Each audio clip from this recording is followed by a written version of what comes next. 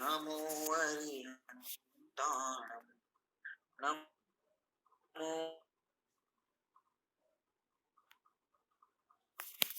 नमो लोके सवसाहुणम् मोक्षमार्गस्य नेतारं वेत्तारं कर्म भूभृतां ज्ञातारं विश्वतत्त्वानां वन्दे तद्गुणलब्धये।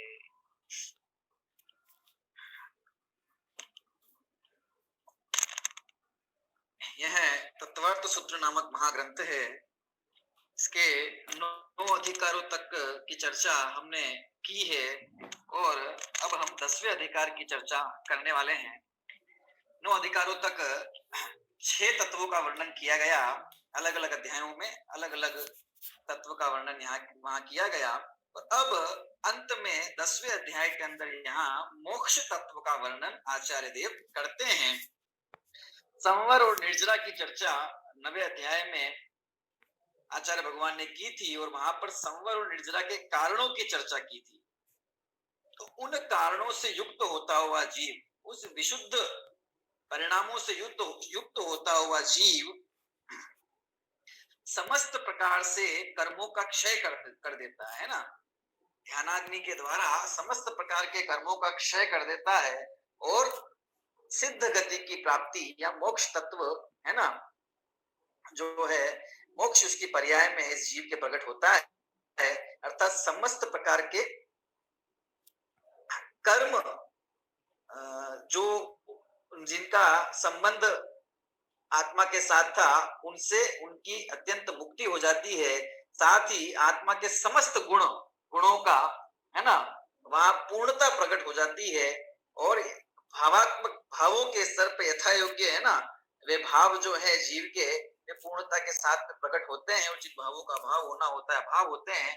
इस प्रकार से है ना जीव निज पुरुषार्थ के बल से अपने प्रयत्न से अनंत दुख का जो कारण था और अनादि काल से जो संसार चला आ रहा था, इस अनादि संसार को अपने प्रयत्न से क्या प्रयत्न किया कि सम्यक दर्शन ज्ञान और चरित्र रूप रत्नत्रय का जो इस जीव ने प्रयत्न किया, उस प्रयत्न से अनादि की दुख संतति, अनादि का दुख उसका नाश कर देता है एक भव में और उस भव में वो मोक्ष प्राप्त करता है। और फिर रहिए अनंत काल यथा तथा शिव परिणय, फिर अनंत काल तक जैसे मुक्ति रूप हुए हैं फिर वैसे बने रहते हैं। फिर संसार में आने का कोई कारण कभी उनके उत्पन्न नहीं होता।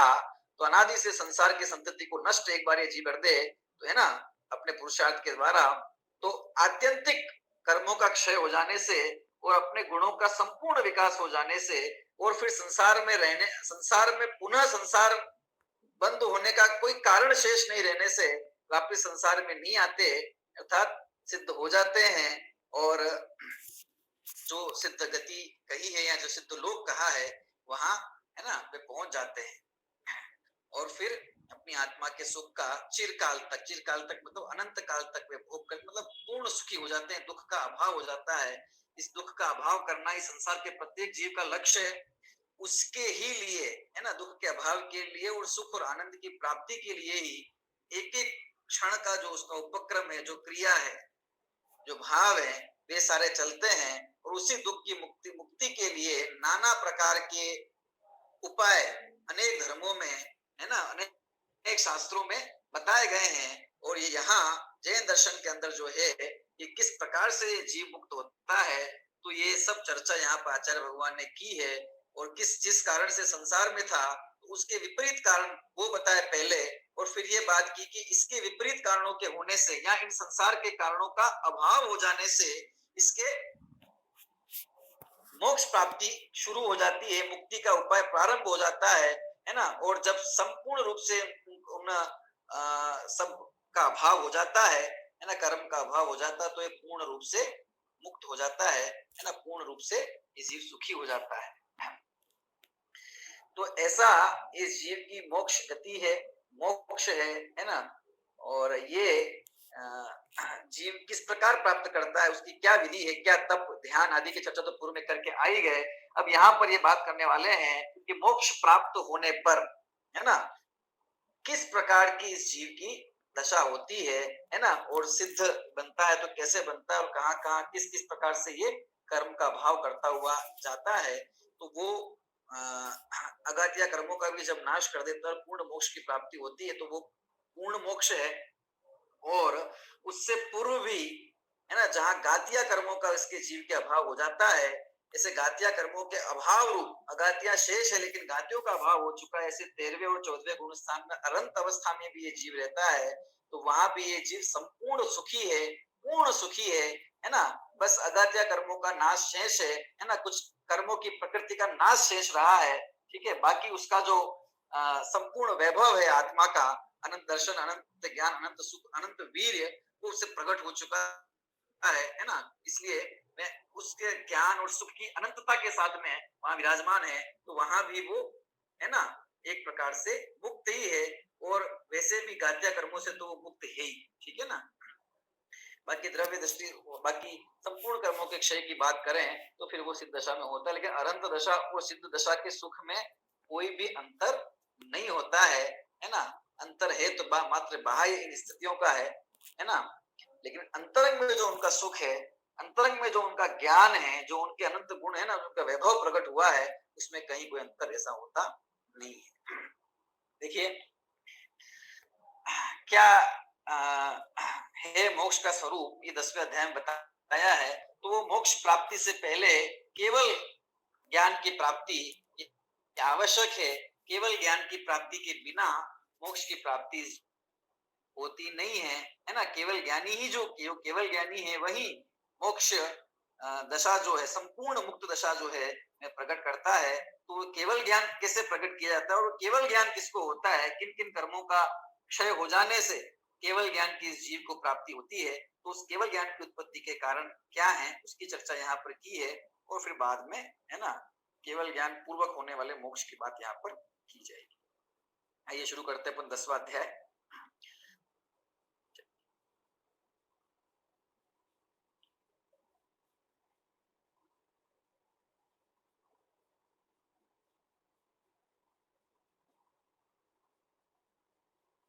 प्रथम सूत्र पाठ करेंगे, है ना।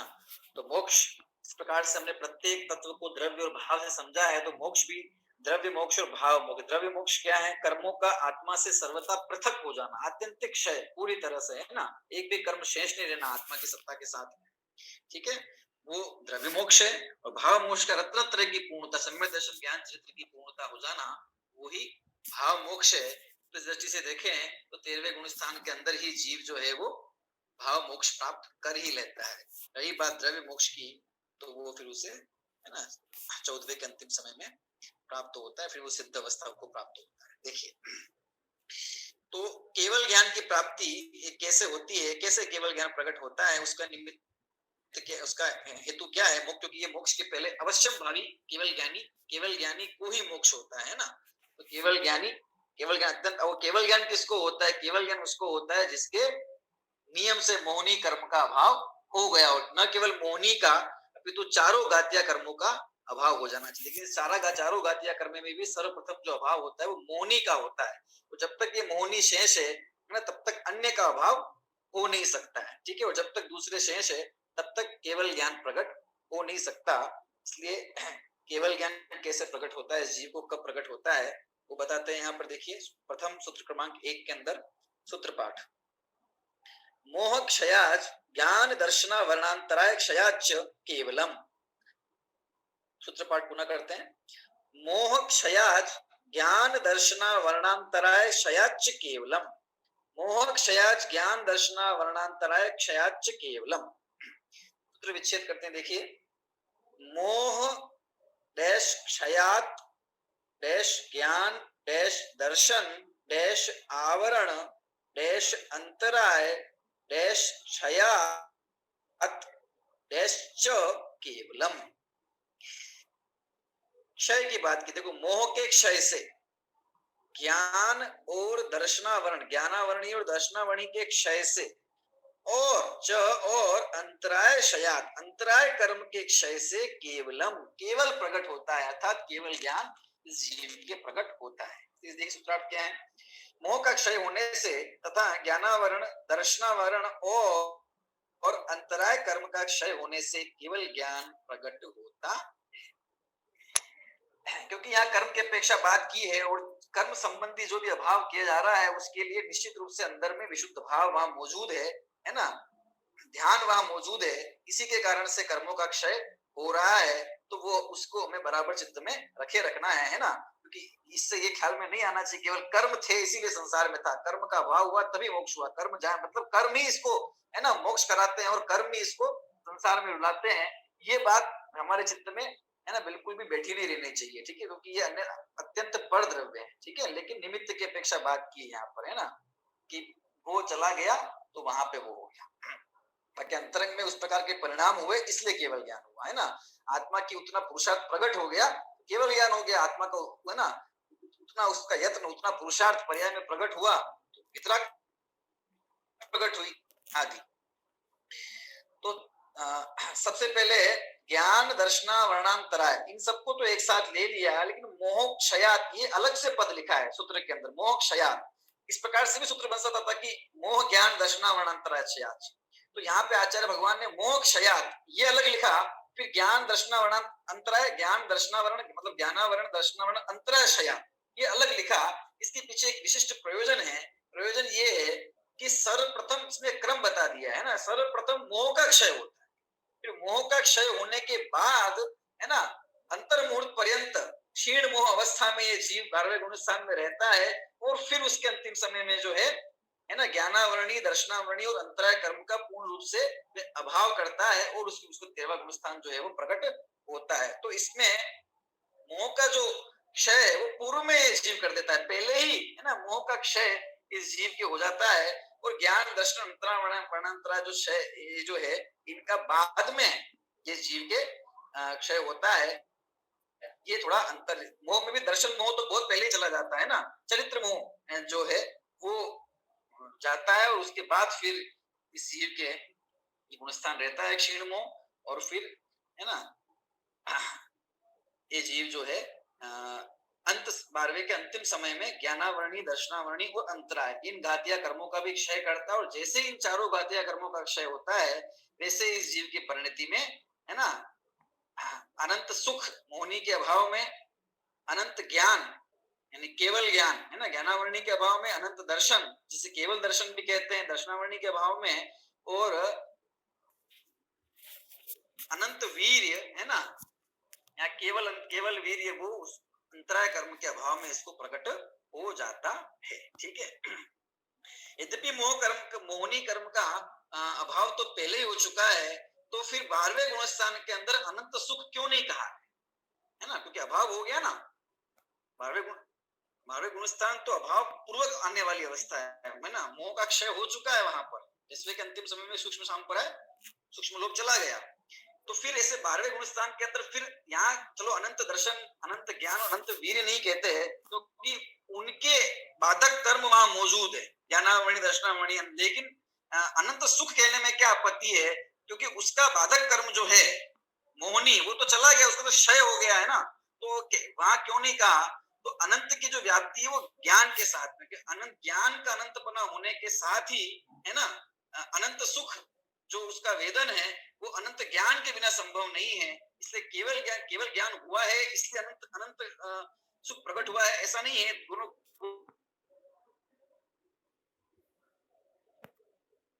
होने पर ही सुख की अनंतता का प्रतिभास है वेदन इस जीव को होता है, इसलिए बाकी है ना सुख उस जीव को प्रकट हो चुका है, बस ज्ञान के अनंतपना बाकी है। तो उस अपेक्षा यहाँ पर अनंत जब तक अनंत ज्ञान नहीं होता तब तक अनंत सुख नहीं होता, इस प्रकार का उनका अविनाभाव संबंध होता है। बाकी अन्य तो सब कर्म का अभाव होने पर ही उनकी अनंतता प्रकट होने का मतलब क्या है, अनंतता प्रकट होने का मतलब है कि स्वाभाविक जो उसका गुण का जो स्वाभाविक उसका विकास है, परिपूर्ण विकास है ना, उस गुण की परिपूर्ण पर्याय ज्ञान गुण के परिपूर्ण पर्याय, ज्ञान गुण का स्वभाव क्या है, स्वाभाविक पर्याय प्रकट हो जाना। ज्ञान गुण का स्वभाव क्या है, सफल प्रकाशकपना होना। सफल प्रकाशकपना होना मतलब जितने पदार्थ ज्ञेय हैं इस जगत में है ना सारे ज्ञेयों को प्रकाशित करना, और ज्ञेय कौन है, किससे 6 द्रव्य ज्ञेय है है ना, समय प्रमेय तो गुण मौजूद है, ठीक है। और ज्ञान की शक्ति है सबको जानने की और सब में सामने में आने की ताकत है, लोकाकाश और अलोकाकाश सर्वत्र सारा। तो वो उसकी जो परिपूर्णता पर्याय में प्रकट हो जाती है, इसी का नाम है अनंत ज्ञान, केवल ज्ञान, है ना। उसमें फिर काल का कोई भूत भविष्य वर्तमान कुछ भेद रहता नहीं। क्रम से जानने की बात, क्रम से जानने की तो बात है ही नहीं, क्योंकि जब भूत भविष्य काल का ऐसा कोई भेद ही नहीं है ना।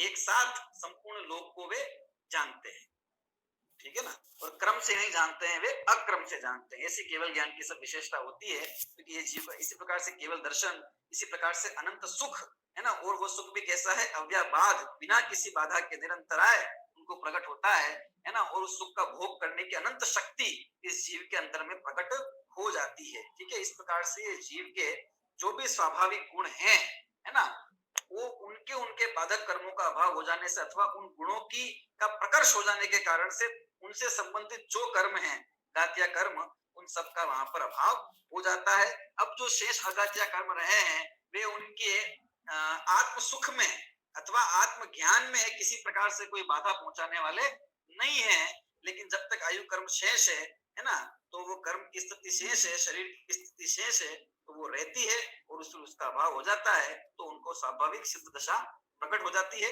सिद्ध दशा के प्रकट होने पर, है ना, पूर्ण क्षायिक भाव जो है, हालांकि क्षायिक भाव तो यहाँ प्रकट हो ही गया है, उनको समस्त कर्मों का अभाव होकर, है ना, और शरीर का भी अभाव हो जाता है, ठीक है। और पूर्ण जो समस्त गुण हैं, वे जो भी हैं, ये उनके प्रकट हो जाते हैं, है ना।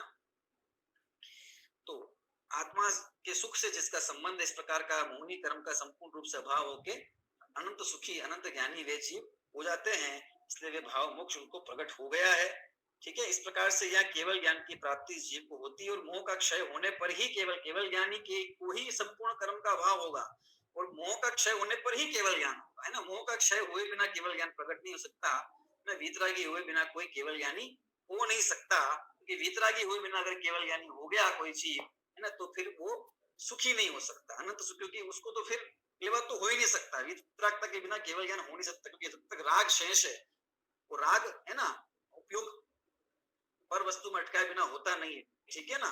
तो जब तक भेद शेष है, विकल्प इस प्रकार का शेष है, राग शेष है, तब तक उसको केवल ज्ञान की प्राप्ति होती नहीं है, ठीक है। और बिना केवल ज्ञान के बिना ही, है ना, वितरागी हुए बिना ही अगर केवल ज्ञान प्रकट हो गया तो महादुखी हो जाएगा, है ना। राग द्वेष का अभाव हुआ नहीं और जान सब लिया, कितनी आपत्ति हो जाएगी, कितनी दिक्कत हो जाएगी, ना, सब समस्या हो जाएगी। इसलिए ऐसी व्यवस्था है नहीं, ठीक है। व्यवस्था ऐसी है कि पहले वितरागी होता है और फिर केवल ज्ञानी ये जीव होता है।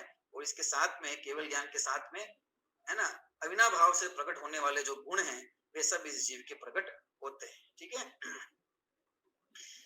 तो मोहनी कर्म का पहले अभाव होता है। देखिए, तो मोहनी कर्म का अभाव में दो भेद के दर्शन मोहनी का क्षय कहाँ कर सकता है ना, ये जीव चौथे में, पांचवें में, छठे में या सातवें में कहीं पे भी, है ना, मोहनी कर्म का क्षय ये जीव करता है, ठीक है।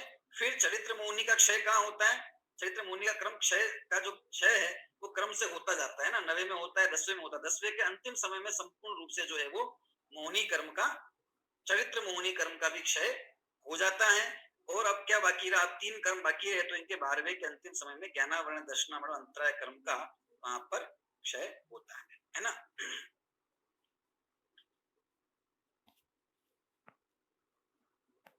इस प्रकार का एक कहा है, उसका फल क्या होता है ना, इन सब इस सब का फल क्या है कि इसका फल है केवल ज्ञान की उत्पत्ति 13वें गुण स्थान में इस जीव को होती है, तो वो केवलम वो इसका फल है, मोहनी ज्ञानावरण दर्शनावरण अंतराय कर्म के क्षय का, ठीक है।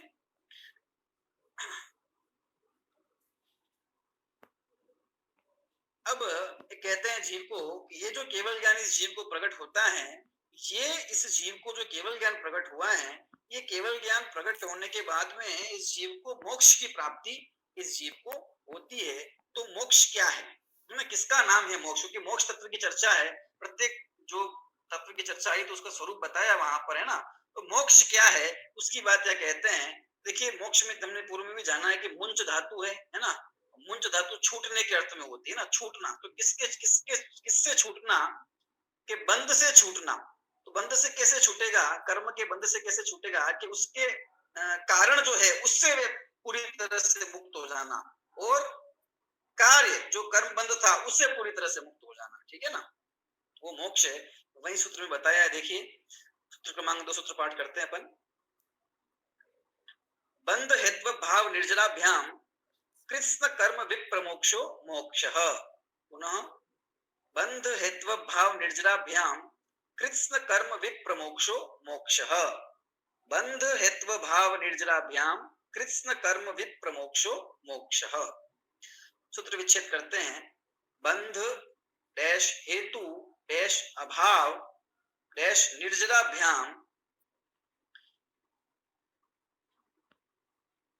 कृष्ण डैश कर्म डैश विप्रमोक्षः मोक्षः। क्या कहते हैं, बंध के हेतु का अभाव हो जाने के कारण से, जो बंध के जो हेतु थे, क्या थे बंध के हेतु, आठवें अधिकार में है ना, मिथ्यावृत्ति दर्शन, मिथ्यावृत्ति प्रमाद, कषाय योगा बंध हेतव, है ना। तो ये बंध के हेतुओं का अभाव हो जाने से और निर्जरा निर्जरा बंध हेतु भाव एक कारण ये हुआ, और निर्जरा दूसरा कारण, दोनों को मिला के यहाँ पे बंध हेतु भाव निर्जरा होने के कारण, बंध के हेतुओं का अभाव होने से, है ना, बंध के हेतुओं का अभाव होने से क्या हुआ कि बंध रुक गया, संवर हो गया, है ना। और अंदर में जो निर्जरा प्रकट हो रही है उसके कारण से क्या हुआ, जो संचित कर्म थे अंतर में, वो संचित कर्म क्या हुए, वे जड़ गए, मतलब संवर और निर्जरा, ये मतलब है। बंध के हेतु का अभाव मतलब संवर प्रकट हो जाना, ठीक है ना, बंध के कारणों का अभाव प्रकट हो गया। अंदर में ध्यानाग्नि द्वारा जो संचित कर्म थे, है ना, वो उन्होंने अपने परिणामों की विशुद्धि के बल से उसकी निर्जरा कर ली,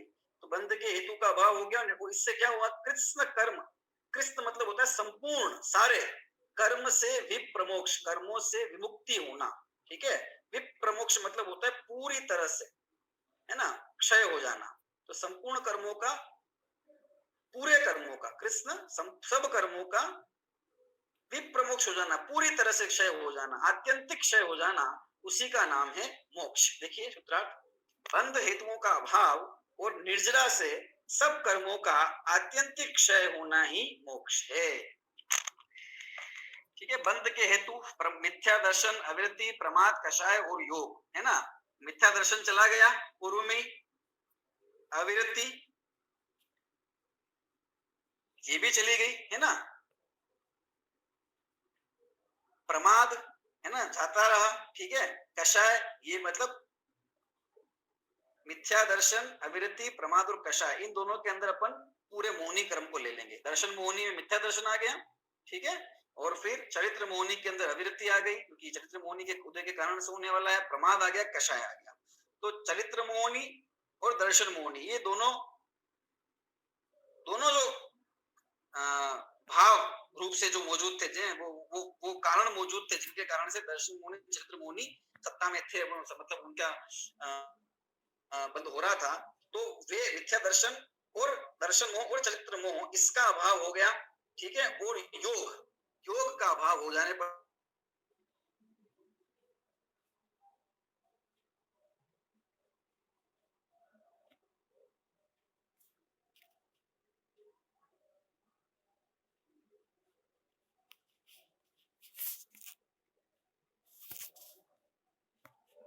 योग के सद्भाव, है ना, उनको क्रियापद आश्रय होता है, लेकिन होता तो है, ठीक है ना। पूर्ण रूप से निर्जरा वहां पर, है ना, संपूर्ण कर्मों की नहीं है, जब हो जाती है तो मोक्ष हो जाता है। तो बंध के हेतुओं का अभाव हो गया, ठीक है ना, एक तो ये कारण है। और दूसरा हुए जो पहले के कर्म थे उन सबकी निर्जरा हो जाने से, यानी कि संवर और निर्जरा प्रकट हो जाने से क्या होता है, सभी कर्मों का आत्यंतिक क्षय, जितने भी कर्म हैं जीव के, जितने कर्म प्रकृति हैं जीव के साथ में मौजूद है ना, सत्ता में है, उन सबका आत्यंतिक क्षय, आत्यंतिक मतलब होता है अत्यंत, अत्यंत मतलब लास्ट, है ना, फाइनल, इसके बाद वापिस कभी वो उत्पन्न होने वाले, पूरी तरह से ना, अत्यंत पूरी तरह से क्षय होना, उसी का नाम मोक्ष है, ठीक है। तो अगर हम साधारण भाषा में कहें तो क्या कह सकते हैं, सभी कर्मों, एक भी कर्म प्रकृति शेष नहीं रहना आत्मा के साथ में, सारे कर्मों का नाश हो जाना, उसका ही नाम मोक्ष है, ठीक है। अब ये जो जीव को मोक्ष प्रकट होता है ये प्रकट कैसे होता है जीव, इसके कोई जीव पुरुषार्थ करता है, यत्न साध्य है या फिर ये अयत्न साध्य है ना, बिना किसी प्रयत्न के ही हो जाती है जीव को मुक्ति की, इसके लिए कुछ वो प्रयत्न करता है। अगर बिना किसी ही प्रयत्न के, बिना किसी पुरुषार्थ के ही जीव मुक्त हो जाता हो, है ना, तो फिर इस संसार में रहने का भी क्या कारण होगा? फिर तो कोई भी जीव कभी भी, है ना, मुक्त हो जाएगा, पार हो जाएगा ना, मुक्ति को प्राप्त हो जाएगा। लेकिन जिस जीव के उस प्रकार का पुरुषार्थ अपनी परिणति में प्रकट करता है ना, ऐसा सम्यक दर्शन ज्ञान चरित्र रत्नात्रय जो पुरुषार्थ प्रकट करता है, तो वो जीव जो है सब प्रकार के कर्मों का अभाव का, अत्यंत पुरुषार्थ के बल से सब प्रकार के कर्मों का अभाव करता है। यद्यपि वह सब भी, है ना, अपने सब कर्म निश्चित भाव में निश्चित ही है, तथापि यत्न पूर्वक होने वाली अवस्था है, बैठे बैठे मोक्ष होने वाला नहीं है। ठीक है, ये कहना चाहते हैं। देखिए, कर्म का अभाव और क्षय कैसे होता है, किस किस प्रकार से, कहाँ कहाँ, किस किस गुण स्थान में, है ना, कैसे कैसे क्षय करता जाता है कर्मों का, उसका सब यहाँ वर्णन दिया है। और इस पे एक दृष्टि जरूर डालेंगे, है ना, तो समझेंगे कहाँ कहाँ किस किस प्रकार से कर्मों का क्षय करता है। तो उस भाव में कर्मों का क्षय करने वाला जो व्यक्ति है ना, उसके नरकायु, तिरंचायु, देवायु, ये 3 प्रकार की आयु, है ना, ये सत्ता में उसके नहीं है, क्योंकि इनका वो बंध कर नहीं रहा है। ठीक है ना, और उसके जो आयु मनुष्य आयु भोग रहा है, तो मनुष्य आयु उसके है ना, मनुष्य आयु का जब क्षय हो जाएगा, अगात्या कर्मों का सब हो जाएगा, तो मोक्ष हो जाएगा। ठीक है ना, तो और शेष जो ये है, ये इसके है नहीं, मतलब, है ना, बुद्धिमान कुछ ये है नहीं। ठीक है, इस कारण से इसके 3 जो भेद कहे हैं ये नहीं है। ठीक है ना, अयत्न साध्य के अंदर 3, यत्न साध्य के अंदर मतलब 35, तो एक कुल मिला के 145 कर्म प्रकृतियां जो है वो उनका वो क्षय करता है। तो यहाँ पर भी जो तीर्थंकर कर्म प्रकृति यहाँ पे दी हुई है, तो इसको भी हमको थोड़ा समझ देना चाहिए, ये भी, है ना, सबके नहीं होती है ना, इस प्रकार से। देखिए कहाँ किसका अभाव होता है, तो चौथे से 7वें किसी में भी एक में ना, क्योंकि यहाँ पे मौनी सबसे पहले दर्शन मौनी का अभाव। मोक्ष मार्ग की शुरुआत कहाँ से होती है? सम्यक दर्शन से। सम्यक दर्शन से मतलब अगर अपन क्षयिक की अपेक्षा बात करें तो क्षयिक सम्यक जो है मतलब कर्मों के क्षय से, है ना, मोहनी कर्म का क्षय सबसे, मोक्ष की प्रथम शुरुआत जो है वो मोहनी की। मोहनी में भी प्रथम कौन सा? दर्शन मोहनी। जब तक वो नहीं जाता, यानी मूल मिथ्यात्व का कारण वही है ना, संसार का कारण वो मिथ्यात्व ही है। जब तक वो ना जाएगा तब तक संसार नहीं जा सकेगा। देखिए, तो 7 प्रकृतियां कही है ना, तो 3 दर्शन मोहनी संबंधी, क्योंकि 3 होगी है ना, शायक, क्योंकि सीधा शायक तो होगा नहीं, है ना, विषम शोभम और शायक। तो 3 दर्शन मोहनी की और अनंत अनुबंध चतुष्क जो है वो 4, है ना। इस प्रकार से ये इन मूल प्रकृतियां कई, उत्तर प्रकृतियां फिर दी हुई, आगे अपन पढ़ सकते हैं। ठीक है, इसका नाश होता है। इसके बाद फिर श्रेणी का आरोहण, शपक श्रेणी की बात श्रेणी में उपशम करता हो जाता है, तो वहां बात ही नहीं, क्षय की बात कर रहे हैं। शपक श्रेणी का आरोहण करता है, 8वें से फिर वह 9वें परिणामों की विशुद्धि के द्वारा 9वें गुण स्थान में पहुंचता है। वहां पर देखिए क्या होता है ना, ये 36 जो प्रकृतियां हैं, है ना, उनका वहां पर वो उत्तर प्रकृतियों सहित, ठीक है ना, तो 36 जो प्रकृतियां हैं उनका वहां पर क्षय करता है। ठीक है ना, तो कैसे कैसे करता है देखिए, तो प्रथम 16 जो प्रकृतियां हैं, नाम कर्म की 13 और 3 दर्शनावर्णी कर्म की प्रकृतियां। तो 3 में निद्रा, है ना, निद्रा निद्रा, प्रश्ला प्रश्ला, स्त्यान वृद्धि। ठीक है, इनका जो है वहां पर वो अभाव करता है ना, और 16 प्रकृतियों का एक साथ क्षय करता है। फिर 13 नाम कर्म की प्रकृतियां जो भी यहाँ पे सब दी हुई है, ठीक है ना, उसको हम पढ़ सकते हैं।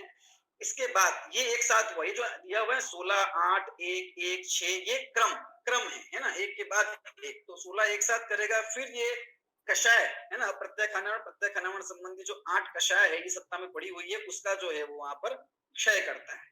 ठीक है, इसका क्षय करते हुए आगे बढ़ता है। फिर नपुंसक वेद और स्त्री वेद क्रम से क्षय करता है ना। 6 प्रकार की जो 9 कषाय, हास्य, रति, रति, शोक, भय, जुगुप्सा, ठीक है, इनको वहां पर वो क्षय करता हुआ फिर पुरुष वेद का क्षय करता है। फिर संजलन में क्रोध, मान और माया, इन सब का क्षय ये जीव क्रम से करता है। 9वें गुण स्थान में इतने कर्मों का वो वहां पर क्षय करता है। तो उसको, है ना, यहाँ पर विविध प्रकार के की विधियां और वर्णन सब मिलता है, कहाँ कहाँ किस किस प्रकार से होता है, वो सब विस्तार से शास्त्र में दिया हुआ है। यहाँ पर इसको चार्ट के माध्यम से देखते हैं। तो इतने कर्म यहाँ पे गए, ठीक है, 9 तो चौथे से 7 में जहां भी उसने क्षायिक समय को प्रकट किया वहां उसके 7 कर्म प्रकृतियां गई, उसके बाद उसके 9वें में 36 कर्म प्रकृतियां चली गई, वो 145 गिनना है। फिर 10वें के अंदर किसका सूक्ष्म लोभ है ना, संतुलन संबंधी लोभ जहां शेष रह जाता है तो उसका जो है वो अभाव वहां पे करता है। और संतुलन लोभ का अभाव होते ही क्या हो गया, संतुलन लोभ का अभाव होते ही साथ में चरित्र मोहनी जो है कर्म पूरा का पूरा चला गया। दर्शन मोहनी तो पहले चले जाएगा है ना, 7वें गुण स्थान तक चला जाना चाहिए उसको, या तो चौथे में चला जाए या 5वें में, 6वें में, 7वें में, ठीक है। तो उसके बाद यहाँ अधिकतम 7वें तक रहे, ठीक है ना, जो 7वें तक रहे मतलब 7वें गुणस्थान, हाँ मतलब वही है ना। और फिर देखिए 10वें गुणस्थान चरित्र मोहनी, तो चरित्र मोहनी मोहनी कर्म का जो काम है वो 10वें गुणस्थान के अंतिम समय तक, उसके बाद मोहनी कर्म रहने वाला है नहीं। मतलब मिथ्यात्व और कषाय, ये दो बातें थी, मिथ्यात्व, अविरति, प्रमाद, कषाय, ये सब इसमें आ गया। अविरति, प्रमाद, कषाय, ठीक है, कितना भी था ये इसमें आ गया। तो ये सब कषाय जो था, कषाय से संबंधित जो भाव है वो अब वहां पे रहने वाला है नहीं, ठीक है ना।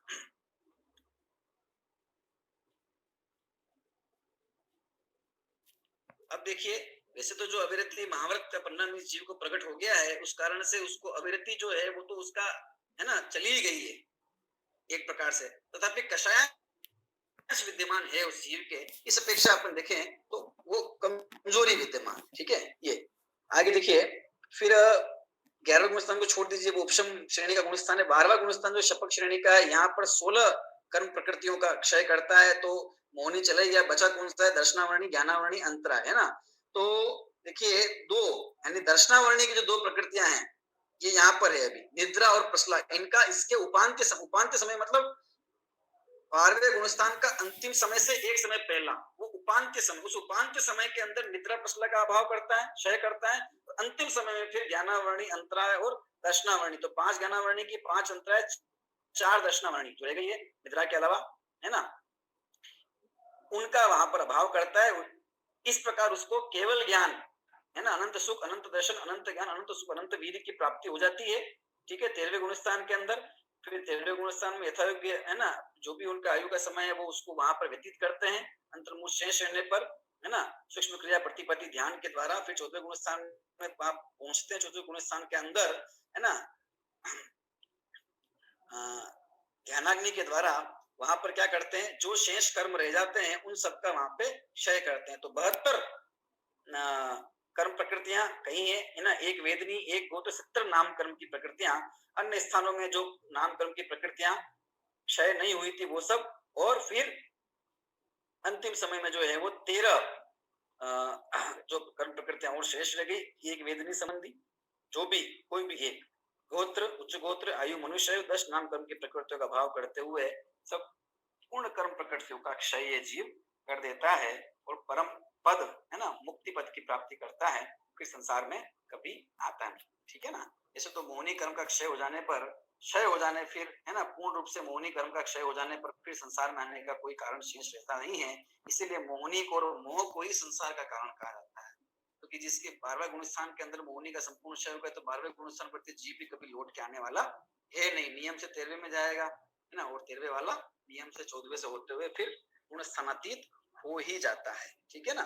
संपूर्ण सुख जो है ना, परिपूर्ण सुख, यहाँ अपन कैसे कहें कि अनंत सुख, वो जो है इस जीव को अनंत ज्ञान के साथ में प्रकट हो ही जाता है, ठीक है ना। और इस प्रकार से ये सब कर्मों का क्षय करते हुए, ये सब विधि बताइए कर्मों का क्षय होने की, कहाँ कहाँ किस किस का क्षय कैसे कैसे होता है, तो ये सब प्रक्रिया से वह जीव चलता है और मोक्ष की प्राप्ति करता है, ठीक है। अभी ये हमने जो है यहाँ पर केवल ज्ञान की प्राप्ति किस प्रकार से जीव को होती है, केवल ज्ञान की उत्पत्ति के बाधक जो कारण थे उन कारणों का क्षय होने पर कैसे केवल ज्ञान प्रकट होता है, उसकी चर्चा की। मोक्ष का क्या स्वरूप है वो जाना, और है ना किस प्रकार से ये कर्मों का क्षय करता हुआ जाता है उसको हमने देखा है। तो है ना, यहाँ पर निमित्त की अपेक्षा यहाँ बात की है, मतलब इस कर्म का क्षय होने से ये होता है, तो निमित्त की दृष्टि से कथन किया हुआ है। उपादान की बात इसमें यह है कि जीव का, क्योंकि ये होगा किससे, ध्यानाग्नि से होता है, आत्मिक पुरुषार्थ से होता है, तो जीव के उस प्रकार के परिणामों की विशुद्धि, उतना आत्मिक बल इस जीव के प्रकट होता है। तो शुद्धोपयोग के द्वारा, उस विशुद्धि के द्वारा है ना, ये जीव समझ अपना, क्योंकि अपना सुख जो परम सुख है उसको ये प्रकट करता है और संपूर्ण रूप से फिर कर्म का अभाव करते हुए मोक्ष पद की प्राप्ति करता है, मोक्ष पर्याय इसके प्रकट होती है। तो ऐसी मोक्ष पर्याय है ना हमारी परिणति में होवे, और वो जो है वो कर्म से सदा ही जो न्यारा अपना चैतन्य स्वभाव है उसकी दृष्टि करने से, क्योंकि इस समय क्या कर रहे हैं, जब ये सब कर्म जा रहे हैं उस समय वो कर क्या रहे हैं मनराज, तो लीन है आत्म ध्यान में, है ना, रत्नत्रय की सेवा कर रहे हैं, केवल उसमें लीन है बस, और ये सब होता जा रहा है बाहर में काम। तो उनका काम कर्म की तरफ देखना, उनका काम तो जो निष्कर्म आत्म तत्व है उसकी तरफ देखना है ना, तो उसकी दृष्टि करने से सारे कर्म चले जाते हैं। तो इस प्रकार से कर्म क्षय हो और हमको मुक्ति पद की प्राप्ति हो, भावना से आज का विषय पूर्ण करते हैं, है ना।